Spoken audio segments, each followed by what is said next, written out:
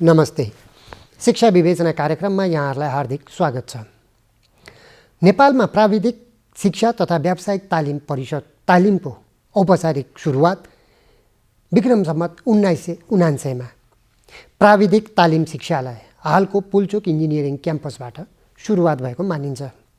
त्यसयता दर्जनौँ नभनौँ 100औं संस्थाहरू नेपालमा सञ्चालनमा रहेका छन्, जसले प्राविधिक तथा व्यावसायिक तालिमहरू दिँदै आएका छन्। तर नेपालको प्राविधिक शिक्षा निकै कमजोर छ भन्ने आम गुनासो छ। कमजोर मात्र होइन, गुणस्तरीय र महँगो पनि छ भन्ने सबैको गुनासो छ। यस्तो किन हुन गयो भन्ने विषयमा आज हामी छलफल गर्दैछौँ। प्राविधिक शिक्षा तथा व्यावसायिक तालिम परिषदका उपाध्यक्ष खगेन्द्र प्रसाद अधिकारीसँग। अधिकारी सर, यहाँलाई कार्यक्रममा स्वागत छ। धन्यवाद सबैजना, मेरो नमस्कार। सर चाहिँ करिब 1.5 वर्ष हुन लाग्यो यहाँ चाहिँ सिटिबिटीको उपाध्यक्ष हुनुभएको। के पाउनु भयो? नेपालको प्राविधिक शिक्षा के रहेछ, कस्तो रहेछ? रविजी, वास्तवमा यसलाई कसरी व्यक्त गरौँ भन्दाखेरि प्राविधिक शिक्षाको थालनी तपाईँले बताइहाल्नुभयो। धेरै हाम्रो इतिहासलाई हेऱ्यौँ भने निकै लामो समयदेखि हामी प्राविधिक शिक्षामा प्रयत्न गरेको देखिन्छ। तर खास गरी प्राविधिक शिक्षामा अलि छलाङ्गै मारेको हिसाबले चाहिँ हेऱ्यौँ भने हामी 2037 सालदेखि र खास गरी चाहिँ सिटिबिटीको ऐन आइसके 2045देखि चाहिँ प्राविधिक शिक्षामा अलि बढी चाहिँ जोड दिएर अगाडि बढेको पाइन्छ। अब प्राविधिक शिक्षा चाहिँ अहिले तत्कालीन रूपमा प्राविधिक शिक्षा नै सबभन्दा महत्त्वपूर्ण शिक्षा रहेछ भन्ने अनुभूति राज्यलाई पनि भएको छ र आम जनसमूहले पनि त्यसरी नै बुझ्नु भएको छ। यसलाई म कसरी पुष्टि गर्न चाहन्छु भने निवर्तमान सम्माननीय प्रधानमन्त्री केपी शर्मा ओली प्रधानमन्त्री हुँदाखेरि उहाँले 15औं आवधिक पञ्चवर्षीय योजनामा 70% विद्यार्थीहरूको पहुँचमा प्राविधिक शिक्षा पुर्याउनुपर्छ। साधारण शिक्षाले धेरै बेरोजगार उत्पादन गर्ने स्थिति बन्यो। त्यसपछि हामीसँग 753 स्थानीय तहहरू छन्।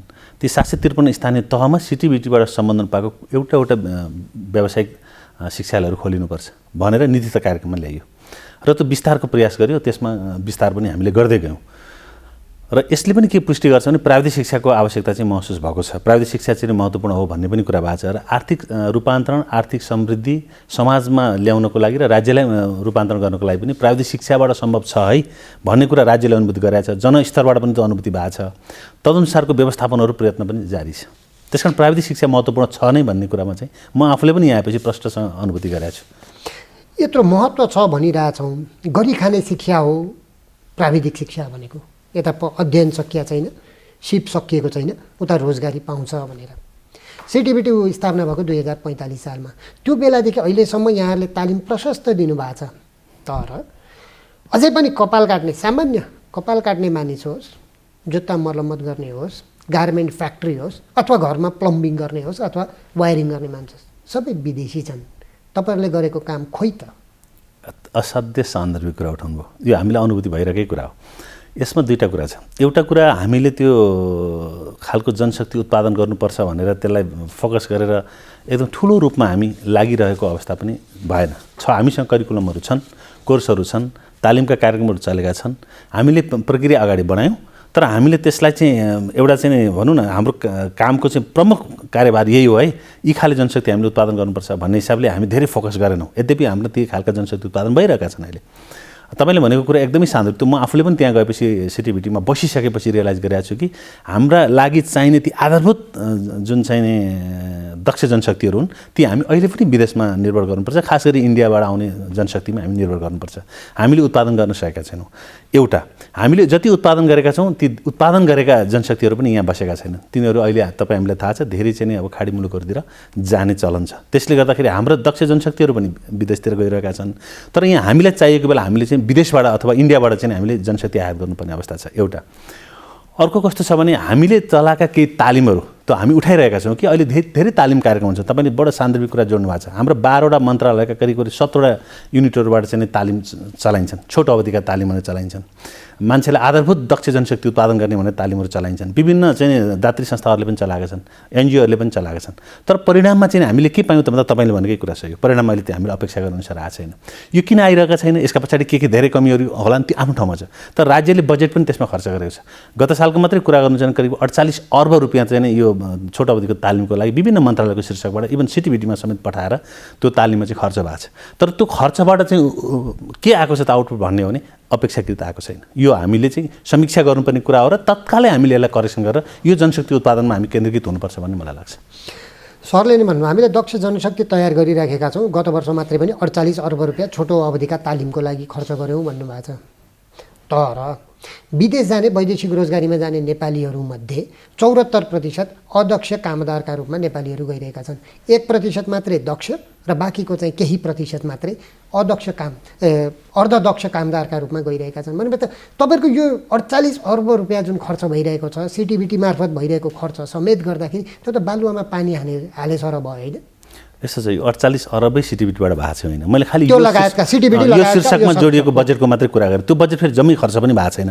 कतिपय मन्त्रालयहरूमा त्यो बजेट फ्रिज भएर पनि गएको छ। त्यसो भएर सबै जस्तो उद्योग मन्त्रालयमा गत साल मात्रै सचिवले मलाई भन्दै हुनुहुन्थ्यो त्यहाँ चाहिँ नि करिब 1 अर्ब रुपियाँ हाम्रो चाहिँ तालिमको लागि छ, तर हामीसँग सम्झौता नै छैन तालिम सञ्चालन गर्नलाई।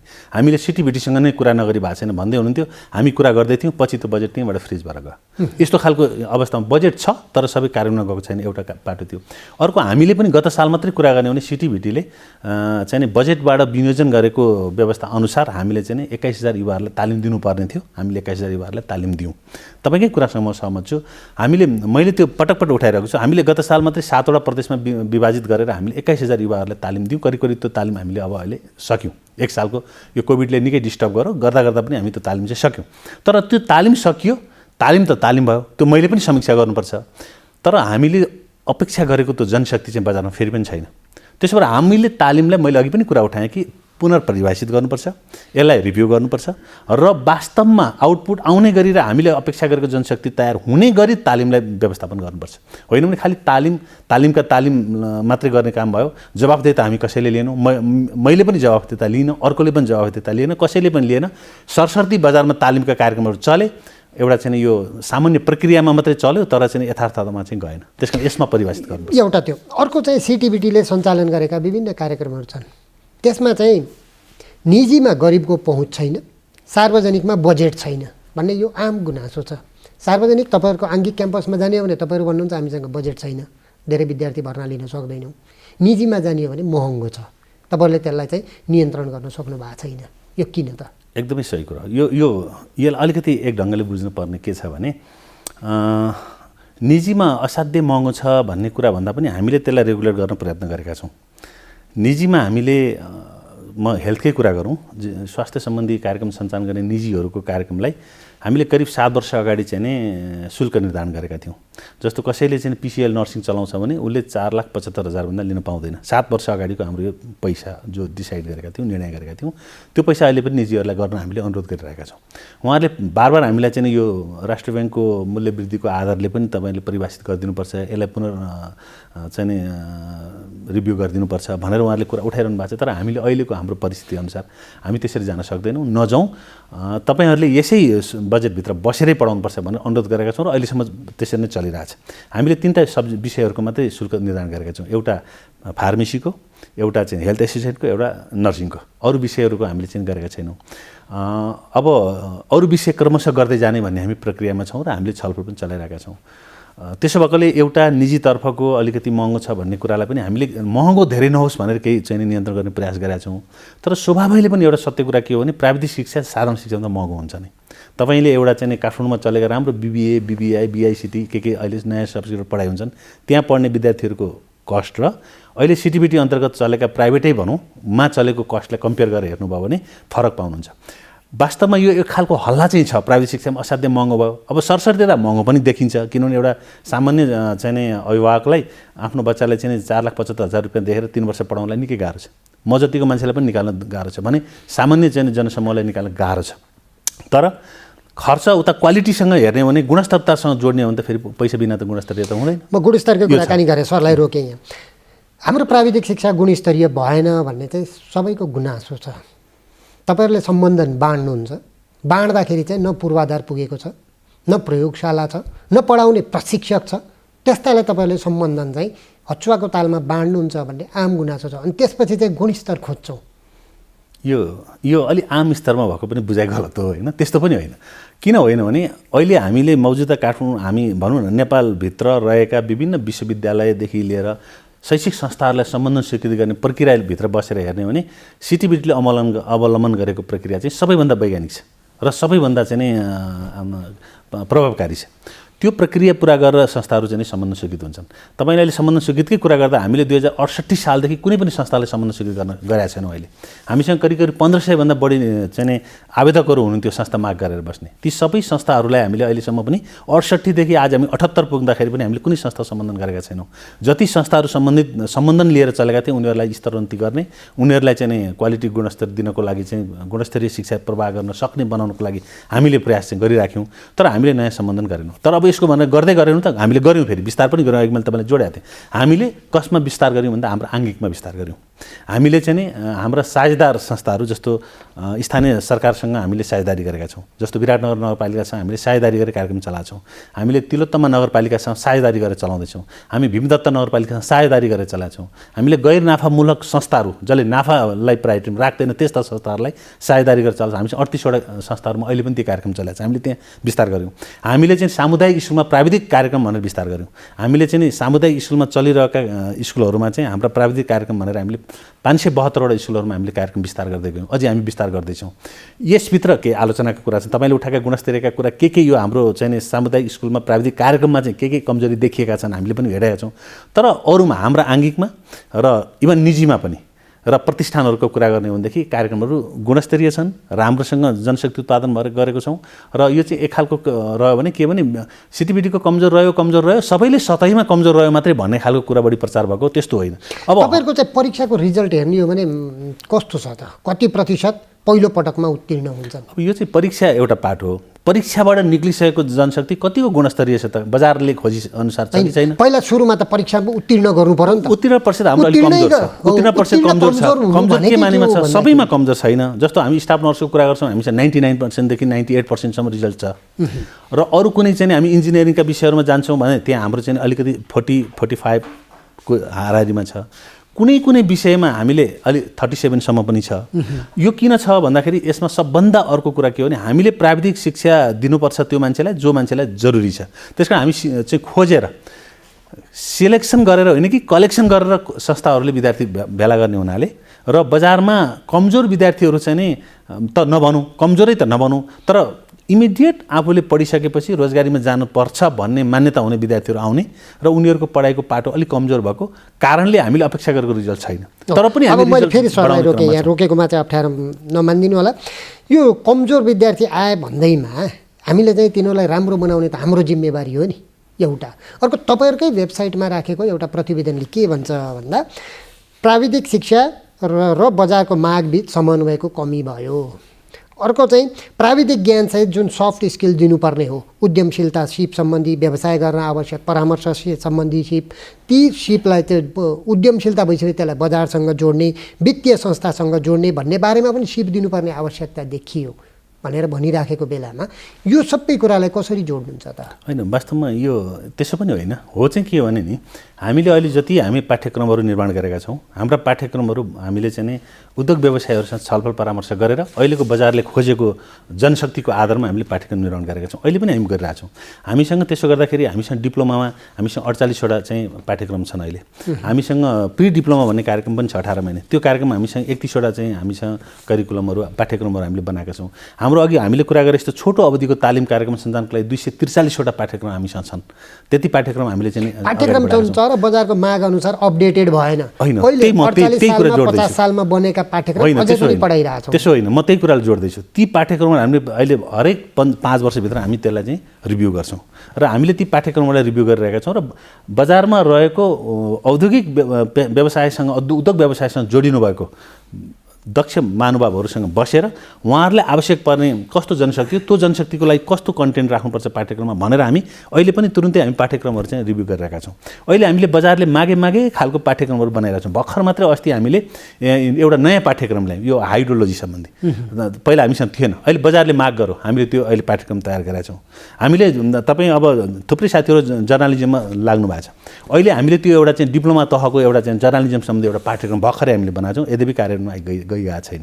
भनेपछि हामी माग भएअनुसारको करिकुलम बनाइरहेका छौँ र पुराना करिकुलम हामी परिमार्जन गर्दैछौँ। तपाईँले भनेको सही कुरा, केही यस्ता पनि करिकुलम हाम्रा छन् अथवा पाठ्यक्रमहरू छन् जोमा अब त्यो पुराना भइसके, त्यसलाई हामीले अहिले चाहिँ पुरै चाहिँ पुनः परिभाषित गरेर त्यसलाई चाहिँ रिभ्यू गरेर नयाँ बनाएर त्यसलाई हामीले चाहिँ त्यो खालका कार्यक्रमहरूलाई हामीले स्थगन जस्तै गरिसकेका छौँ। पाठ्यक्रमकै कुराकानी गर्दाखेरि बेलायतले नेपालका नर्सहरूलाई लैजाने भनिरहेको छ।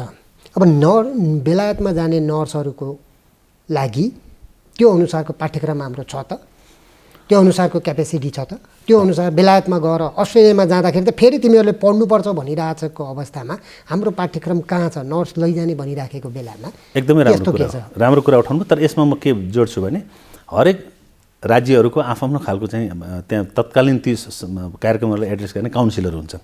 त्यो काउन्सिलका सर्टेन केही आफ्ना मापदण्डहरू हुन्छन्, त्यो हरेक देशले बनाएको हुन्छ। आफ्नो देश सुहाउँदो, आफ्नो परिवेश सुहाउँदो, आफ्नो हिस्ट्री सुहाउँदो उनीहरूले चाहिँ केही कुराहरू चाहिँ बनाएका हुन्छन्। त्यही सिलसिलामा हेर्ने भने हाम्रा कतिपय कुराहरू बेलायतको चाहिँ काउन्सिलसँग नमिल्ला।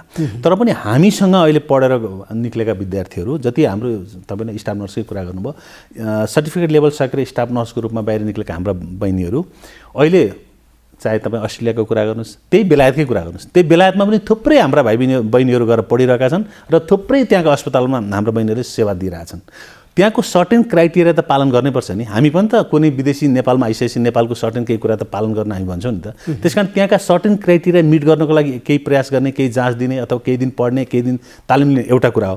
तर उनीहरू त्यहाँ सक्षम भएर प्रस्तुत भएका छन् र अहिले कुनै पनि मान्छे, कुनै पनि हाम्रो स्टाफ नर्स गरेर गएको बच्चाले त्यहाँ गएर काम गर्न नसकेर अप्ठ्यारोमा परेको अथवा ऊ काममा चाहिँ नि असफल भएर रिजेक्ट गरिएको भनेको एउटा सूचना पनि छैन।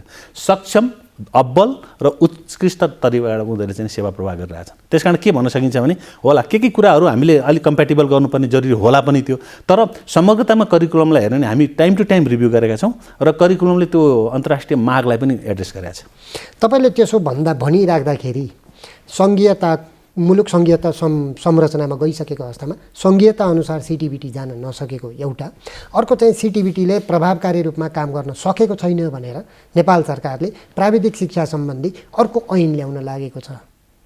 यसलाई चाहिँ कसरी लिनुहुन्छ? एकदम बिल्कुल तपाईँहरूले काम गर्न नसकेकै बिल्कुल गलत कुरा हो यो, किनभने म यसलाई ठाडै अस्वीकार गर्छु। र यो किन गलत कुरा हो भने हामीले ठिक हो, एउटा कुरा सत्य के हो भने हाम्रो ऐन 2045मा जारी गरेको र 45को ऐनले त्यतिखेर सङ्घीयताको कुरालाई चाहिँ एड्रेस गरेको छैन, त्यो सही कुरा हो। त्यस कारण अहिले हामीलाई ऐनको आवश्यकता छ, त्यो पनि सही कुरा। तथापि हामीले राज्य जब चाहिँ सङ्घीयतामा गइसकेपछि हामीले हाम्रो कार्यक्षेत्रलाई पनि तदनुसार हामीले परिमार्जन गरेका छौँ, परिभाषित गरेका छौँ। र आज हाम्रो 7 प्रदेशमा हाम्रो कार्यालयहरू छ। यो चाहिँ 7 प्रदेशमा सिटिबिटीका प्रदेश कार्यालयहरू छन् र त्यो प्रदेश कार्यालयले मातहतका स्थानीय सरकारहरूसँग सहकार्य गरेर काम गरेका छन्। त्यो हामीले कर्मचारी विनियोजन गर्नेदेखि लिएर अधिकारलाई चाहिँ बाँडफाँड गर्नेदेखि लिएर सबै कुरा हामीले सङ्घीयताको मोडलमा हामीले गरेका छौँ। त्यस कारण हामीलाई अहिले सङ्घीयता अनुसार हामीले काम गर्न सकेनौँ नि भनेर हामीले कुनै त्यो चाहिँ अप्ठ्यारो परेको अवस्था छैन। हामी सङ्घीयतासँग गएका छौँ। एक अर्को कुरो चाहिँ नि हामीले अब उत्पादन गरेको गुणस्तरीय भएको छैन, सङ्घीयताले राम्रो गर्न सकेका छैन भन्ने कुरा पनि होइन। त्यसो पनि त्यो सङ्घीय कार्यालयहरूले हाम्रो चाहिँ नि प्रदेश कार्यालयहरूले एकदमै राम्रोसँग चाहिँ आफ्नो काम गरेका छन्। त्यसमा दुई मात्रै छैन। तर के चाहिँ होइन भने त्यो पूर्ण नै छ भने म दाबी गर्दिनँ। केही कुरा सुधार गर्दै जानुपर्ने अवस्था छ। हामी सुरुको अभ्यासमा छौँ। एउटा कुरा। अर्को ऐनको कुरा तपाईँले गर्नुभयो, ठिक हो, ऐन आउनुपर्छ। तर हाम्रो भने के हो भने अहिले ऐन चाहिँ नि कुनै अध्यादेश या एकदमै कुनै चाहिँ नि आपतकालीन अवस्थालाई चाहिँ नि समाधान गर्नुपर्ने हिसाबले ऐन आउनुपर्ने अवस्था छैन। अहिले हाम्रो तत्त ठाउँमा तत्त ढङ्गले काम चलिरहेको छ, कोही समस्या छैन। हामी के चाहन्छौँ भने ऐन यस्तो प्राविधिक शिक्षाको महत्त्व असाध्य धेरै छ। मैले भर्खरै मात्रै केही दिन अगाडि म श्रीलङ्का गएको थिएँ। मैले श्रीलङ्कामा देखेँ त्यहाँ त प्राविधिक शिक्षाको लागि हेर्ने अलग्गै मन्त्रालय छ। थुप्रै देशहरूमा यस्तो अभ्यास छ। मन्त्रालयले नै प्राविधिक शिक्षालाई हेर्ने गरेको छ। हामीसँग मन्त्रालय त छैन। हामीसँग अर्ध स्वायत्त रूपमा सिटिबिटी 2045मा छ। त्यो चाहिँ नेपालको चाहिँ प्राविधिक शिक्षाको क्षेत्रमा एपेक्स बडीको रूपमा हामी मान्छौँ त्यसलाई। र त्यसले प्राविधिक क्षेत्रमा धेरै काम गर्ने जिम्मेवारी र दायित्व पनि त्यही सिटिबिटीलाई चाहिँ दिएको छ। राज्यको तर्फबाट म्यान्डेटरी रूपमा त्यो छ। तर चाहिँ नि त्यसरी सिटिबिटी चलिरहेको संस्थालाई अब अहिले हामीले यत्रो बृहत चाहिँ नि आवश्यकता प्राविधिक शिक्षाको महसुस गरिरहेका बेला हामीले हचुवामा अध्यादेश भनेको त कुनै गाँठो फुकाउनको लागि, कुनै अप्ठ्यारो जोड्नको लागि, कुनै चाहिँ कुरालाई तत्काल निर्णय गर्नुपर्दाको अवस्थामा आउने चिज हो। यत्रो चाहिँ ऐन चाहिँ अध्यादेशबाट आउनुपर्ने कुरा गलत हो। त्यो चाहिँ नियमित प्रक्रियाबाट पार्लियामेन्टबाट अध्यादेश ऐन आउनुपर्छ। ऐन अनि स्टेक होल्डरसँग छलफल भएर आउनुपर्छ। आज भएको छैन। स्टेक होल्डर भनेको यो देशमा प्राविधिक शिक्षाको बारेमा चाहिँ बहस गर्ने स्टेक होल्डर भनेको एउटा मेजर जिम्मेवारीको हिसाबले सिटिबिटी होला। त्यस पछाडि यो देशका विद्वान बुद्धिजीवीहरू पनि होलान् जो प्राविधिक क्षेत्रमा लामो काम गर्नुभएको छ र प्राविधिक क्षेत्रमा लामो काम गरेर अनुभव हासिल गरेर देश विदेशबाट आएका केही चाहिँ जनशक्तिहरू होलान् अथवा यो क्षेत्रमा आफ्नो दखल कायम गर्ने थुप्रै विज्ञहरू हुनुहुन्छ होला नि। ती विज्ञहरू यस्ता खालका चाहिँ संस्थाहरू सबैको परामर्श छलफल र अन्तर्क्रियाबाट आएको ऐन त स्वाभाविक ढङ्गले बढी चाहिँ प्रोग्रेसिभ हुन्छ होला नि त। त्यसले त धेरै कुराहरू लिन सक्छ होला नि त। त्यसकारण आजको हाम्रो ऐन भनेको 2045 को ऐनभन्दा प्रोग्रेसिभ ऐन आउनु पर्यो, त्योभन्दा अग्रगामी ऐन आउनु पर्यो, हाम्रो पश्चगामी ऐन होइन। मैले भन्न खोजेको कुरा के भने यो सिटिबिटी भनेको मूलतः प्राज्ञिक स्थल हो। यसले चाहिँ शिक्षा प्रदान गर्छ, शिक्षालयहरूलाई सम्बोधन दिन्छ, मोनिटरिङ गर्छ, जाँच लिन्छ, परिणाम प्रकाशित गर्छ। त्यस कारण मूलतः प्राज्ञिक स्थल भएकोले प्राज्ञिक स्वायत्तासहित आउनुपर्छ। यसमा प्राज्ञिक स्वायत्तता हुनुपर्छ। र हामीलाई अहिले मैले सुनेको चाहिँ तपाईँले ऐनको कुरा जोडिहाल्नुभयो, ऐन कता कता मैले सुनेको र अनौपचारिक ढङ्गले मैले पढेको ड्राफ्टमा हेर्दा सिइओ राखेर चाहिँ सञ्चालन गर्न खोजिएको छ। तपाईँले अहिले देखिरहनु भएको छ होइन। यो अहिलेको सिटिबिटी चाहिँ परम्परागत ढङ्गको भयो, त्यो भए हुनाले सिइओ मोडेलमा व्यावसायिक निजी क्षेत्रको संस्थाको रूप सरह हुने गरी सरकारले अर्को संस्था स्थापना गर्न लागेकोमा तपाईँहरूलाई किन आपत्ति? अर्को संस्था भएन नि, यो त संस्थै भएन। यसलाई खुम्च्याएर केमा ल्याइयो भने यसलाई सङ्कुचन गरियो र आज यो चाहिँ युनिभर्सिटीहरूको मोडलमा जानु पर्थ्यो। यो त प्राज्ञिक स्थल भएकोले युनिभर्सिटीहरूको मोडल अन्तर्राष्ट्रिय भ्यालिडिटीको कुरा पनि आउँछ। अन्तर्राष्ट्रिय रूपमा चाहिँ एउटा प्राज्ञिक स्थल कस्तो हुनुपर्छ त, प्राज्ञिक स्थलमा कस्तो कस्तो पोजिसनहरू हुनुपर्छ, के पदहरू हुनुपर्छ। तपाईँ हामीले सुन्ने गरेको युनिभर्सिटीमा त के हुन्छ, भिसी हुन्छ, रेक्टर हुन्छ, रजिस्ट्रार हुन्छ, डिन हुन्छ, यो स्ट्रक्चरमा हुन्छ होइन त प्राज्ञिक स्थलहरू। यो पनि मूलतः एउटा प्राज्ञिक स्थल नै हो। यो एउटा डिम युनिभर्सिटी जस्तो मैले तपाईँलाई अघि त्यत्रा धेरै इन्स्टिट्युटहरूको नाम बताएँ। तपाईँ हामीसँग चाहिँ नि अझ मैले तपाईँलाई एउटा खोल्न बाँकी नै छ। हाम्रो छोटो अवधिका तालिमका चाहिँ 1140 भन्दा बढी संस्थाहरू हामीसँग छन् भनेपछि हामी यति व्यापक देशभरि पहिलेको एउटा संस्था तपाईँको मन्त्रालयको एकजना सहसचिव लेभलको कोही एउटा व्यक्तिलाई राखेर अनि एउटा प्राइभेट फर्म या प्राइभेट कम्पनी जस्तो बनाएर अध्यादेशबाट ल्याएर हामीले यो चलायौँ भने यसले अहिलेको राज्यको प्राविधिक शिक्षाप्रतिको आवश्यकताले यसले पुष्टि गर्न सक्छ? एक सक्दैन। दोस्रो, 45 को ऐनले त यति इन्भिजन गरेर आएको छ भने अब आउने ऐन त योभन्दा बढी इन्भिजन गरेर आउनु पर्ला नि। 45 को ऐनले 33 वर्ष नेतृत्व गरेर यहाँ ल्यायो यो प्राविधिक शिक्षालाई भने अब आउने ऐनले त अरू 33 वर्ष नेतृत्व गरेर 22औं 21औं शताब्दीको आवश्यकतालाई पुष्टि गर्ने गरी आउनुपर्ने होला नि त। अन्तर्राष्ट्रिय प्रचलनलाई पनि यसले चाहिँ केही हदसम्म ध्यान दिनुपर्ने होला नि त। तर अहिले सिइओ राखेर प्राइभेट कम्पनी जस्तो हतारमा अध्यादेशबाट ल्याउने कुराले के आशंका गर्छ भने यो चाहिँ नि खास कुनै प्रयोजन या खास कुनै उद्देश्य तुष्टिको हिसाबले आएको हो कि भन्ने देखिन्छ। त त्यसो गर्नु हुँदैन, व्यापक छलफल गरेर आउनुपर्छ भन्ने हाम्रो छलफलको कुराकानी गर्दा 2075 सालमै प्राध्यापक डाक्टर प्रमोद बहादुर श्रेष्ठको संयोजकत्वमा बनेको एउटा समिति रहेछ। त्यसमा चाहिँ सिटिबिटीका मान्छेदेखि शिक्षा मन्त्रालयका मान्छेदेखि प्राविधिक क्षेत्रका विज्ञहरू तपाईँले भनेकै विज्ञ मान्छेहरू राखेर बनेको एउटा समिति रहेछ। त्यसले चाहिँ नयाँ ऐन आवश्यक छ भनेको रहेछ। त्यस पछाडि पटक पटक छलफल भएको पनि देखिन्छ। त तपाईँ चाहिँ छलफलै भएको छैन भन्दाखेरि कता कता नमिल्दो देखिएला? होइन, बिल्कुलै भएको छैन। यो मैले मात्रै भन्दिनँ, सबैले भन्ने कुरा हो। र यो चाहिँ छलफल किन भएको छैन, त्यो ऐनको बारेमा छलफल गर्ने भनेर एउटा आयोग कमिटी बनेको सही कुरा हो। तर त्यसले व्यापक छलफल गरेर ऐनलाई चाहिँ सबै सरोकारवाला व्यक्तिहरूसँग छलफल गरेर ऐनको रूपमा तर्जुमा गर्दै अगाडि आएको स्थिति होइन। यो बिचमा चाहिँ नि अलिकति अगाडि चाहिँ मन्त्रालयको तहबाट एउटा ऐनको चाहिँ सामान्य ड्राफ्ट गरेर अगाडि बढेको थियो, नबढेको होइन, त्यो पनि जानकारी थियो हामीलाई। तर त्यो हामीले के भनिराख्यौँ भने व्यापक छलफल गरौँ र अहिले चाहिँ नि टिबेट सेक्टरमा अहिलेको चाहिँ नि सबभन्दा महत्त्वपूर्ण जिम्मेवारी के हो त्यो पुरा यो ऐनले पुरा गर्छ कि गर्दैन त्यसरी जाउँ। यहाँ खास यो विशेष वा त्यो विशेष यस कारण वा उस कारणले होइन, आवश्यकताको आधारमा र अहिलेको समय नयाँ ऐन आवश्यक छैन भन्नु। ऐन आवश्यक छ, तर यसरी अध्यादेश या चोर बाटोबाट अथवा हतारमा अथवा सङ्कुचन गरेर अथवा मन्त्रालयको मातहतमा रहने गरी चाहिँ आवश्यक छैन। तपाईँलाई म किन यसो भनिरहेको छु भने म आफै उपाध्यक्ष छु। म सिटिबिटीको उपाध्यक्ष नेपाल सरकारले नियुक्ति गरेको, सिटिबिटीको सदस्य सचिव नेपाल सरकारले नियुक्ति गर्छ विशिष्ट श्रेणीको रूपमा। अनि माननीय मन्त्रीज्यू यसको अध्यक्ष हुनुहुन्छ, 9 जनाको परिषद हुन्छ। त्यहाँ चाहिँ नि मन्त्रालयको सचिवजी हुनुहुन्छ, राष्ट्रिय योजना आयोगको सदस्यहरू हुनुहुन्छ, विज्ञहरू हुनुहुन्छ, उहाँहरूसहितको परिषद छ। यतिको महत्त्वपूर्ण संस्था आज हामीले 45 को ऐनले इन्भिजन गरेका थियो। अब आउने ऐनले चाहिँ एकजना सिइओ राखेर अनि चाहिँ नि 11 जनाको चाहिँ एउटा चाहिँ परिषद बनाइदिने, तर एकजना सिइओले हेर्ने, मन्त्रालयको सहसचिव लेभलको मान्छे राखिदिने, अनि त्यो चाहिँ मन्त्रीज्यूले मन्त्रालय स्तरीय निर्णयबाट पठाइदिने, मन्त्रालय स्तरीय निर्णयबाट फिर्ता पनि गर्न सकिने, अनि खालि मन्त्रालयको केही चाहिँ नि खास सहसचिव लगायतको तहको नियन्त्रणमा हुने गरी एउटा साँगुरो सानो संस्था बनाएर मन्त्रालयको कुनै एउटा लाग्दा आजको टिबेटको यो गरिमालाई त्यसले बोक्न सक्छ त? त्यसो हाम्रो आवश्यकता चाहिँ के हो भने अब व्यापक छलफलबाट योभन्दा प्राज्ञिक स्वायत्तता सहितको योभन्दा अझ अग्रगामी ऐन आउनुपर्छ। हस्, आउनु चाहिँ धन्यवाद धन्यवाद छ सर, हाम्रो कार्यक्रममा आइदिनु भयो र नेपालको प्राविधिक शिक्षाको अवस्थाका बारेमा जानकारी दिनुभयो, यसको लागि धन्यवाद। तपाईँ लगायत सम्पूर्ण साथीहरूलाई मेरो नमस्कार। किनभने तपाईँले आम जनसमूहमा हाम्रो चाहिँ नि प्राविधिक शिक्षा सम्बन्धी सिटिभिटीका केही कुरा राख्ने मौका दिनुभयो, त्यसको लागि तपाईँ लगायत सम्पूर्ण साथीहरूलाई म धन्यवाद भन्न चाहन्छु। धन्यवाद।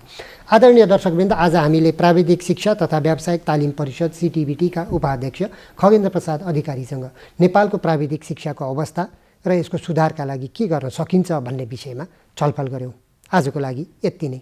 अर्को साता हामी फेरि शिक्षा क्षेत्रकै अर्का व्यक्तिसँग बसेर यसरी नै छलफल गर्नेछौँ। त्यतिन्जेलसम्म म रविचन्द्र पराजुलीका साथै स्टुडियोमा रहनुभएका सम्पूर्ण प्राविधिक साथीहरू सबैलाई बिदा दिनुहोस्। नमस्ते।